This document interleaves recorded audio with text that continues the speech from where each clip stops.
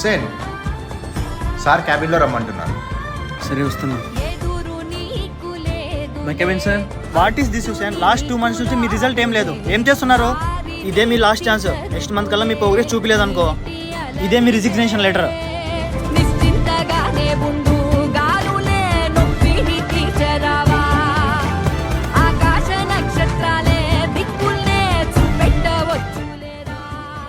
Hello.